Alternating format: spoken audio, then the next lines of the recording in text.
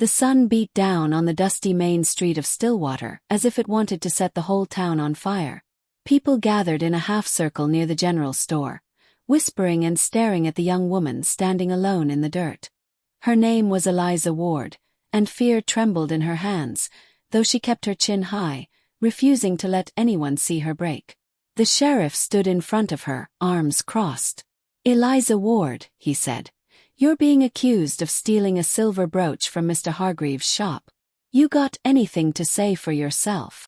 "I didn't steal anything," she said. "I never even went behind the counter." Mr. Hargreaves let out an angry snort.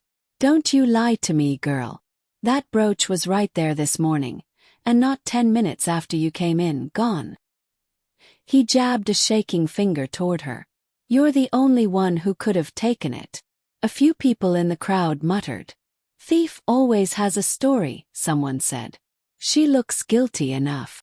Eliza swallowed hard. "Please," she whispered. "I swear I didn't touch it." But Stillwater wasn't a town that listened when fear spoke louder than truth. Hoofbeats echoed down the road, slow and steady. The crowd turned. A lone rider approached, dust trailing behind him. He wasn't the kind of man who needed an introduction. Folks knew him simply as the Cowboy. His hat was low, his eyes sharp but calm, and he carried the kind of silence that made people behave better around him. He stopped beside the crowd and dismounted. "What's going on?" he asked the sheriff. "Got ourselves a thief," the sheriff said. "Or seems like." The cowboy's eyes shifted to him. "Seems like. Or you sure?" "Well," the sheriff hesitated. "Hargreaves here says." "I asked if you're sure." The words were quiet, not a threat, not loud, just steady enough to move the sheriff back a step. The cowboy turned to Eliza. "You take anything." Her lip trembled. "No. No one believes me." "I do," he said. A ripple went through the crowd. Hargreaves stepped forward. "Sheriff, don't listen to him. The girl's guilty." She was standing right where the brooch disappeared. The cowboy's eyes narrowed slightly. "You seem more nervous than angry," he said gently. "Why's that?" "I nervous?" Hargreaves stuttered. "I'm not nervous." The cowboy didn't argue. He didn't raise his voice. He simply let the silence do the work. "Mind if I look inside your shop?" he asked. "What for?" Hargreaves snapped. "She already took it." "If she took it," the cowboy said, "where is it?" The sheriff slowly nodded. "Hargreaves, we didn't find the brooch on her. Maybe she hid it." Hargreaves cried. Maybe. The cowboy stepped closer. "Why are you sweating?" he asked. Hargreaves stiffened. "Open the store," the cowboy said. "This is nonsense." "If you've got nothing to hide," the sheriff told him, "let him check." With reluctant hands and a face turning whiter by the second, Hargreaves unlocked the door. The cowboy stepped inside, boots echoing softly. He scanned the counter, the shelves, the floor, the back corner. Nothing. But then he noticed something. A door just barely cracked open. The door leading to Hargreaves' own house, attached behind the store. He pushed it open with one hand. The room was dim and cluttered, filled with a faint scent of tobacco and old wood. And on the table, catching a slice of sunlight, lay the missing silver brooch. The cowboy picked it up, turning it in his hand. "Thought so," he murmured. He walked back out, holding it up. The crowd gasped. Eliza pressed a hand to her mouth, tears forming. "That's it," she said. "That's the brooch." The cowboy looked straight at the sheriff. "Found it," he said. "Not on her. In his house." Hargreaves' face drained of all color. There must be some mistake. Someone planted it." "Someone? In your locked home?" the cowboy asked. The sheriff frowned. "Hargreaves, you got something to explain." I. Hargreaves' hand shook. "Fine. Maybe I misplaced it. Maybe she startled me. Maybe, the cowboy said calmly. You've been stealing from your own customers and wanted someone else to blame. The crowd gasped again. Tracks don't lie, the cowboy said quietly.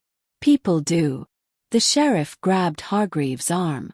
You're under arrest. Hargreaves collapsed onto his knees as the town burst into whispers of shock. Eliza stepped toward the cowboy, her voice soft. Thank you, she said. I don't even know your name. Name isn't important, he replied. Truth is. Why did you help me, she asked. He looked at her for a moment, then gave a small smile. Because you were standing alone. Folks who stand alone usually aren't the ones causing trouble. She nodded, trying to swallow the emotion rising in her throat. Will you stay a while? She asked quietly. I stay only where trouble needs fixing, he said.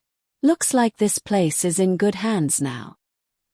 He tipped his hat, mounted his horse, and rode slowly out of town, leaving nothing behind but a sense of calm and a reminder that justice didn't always arrive shouting.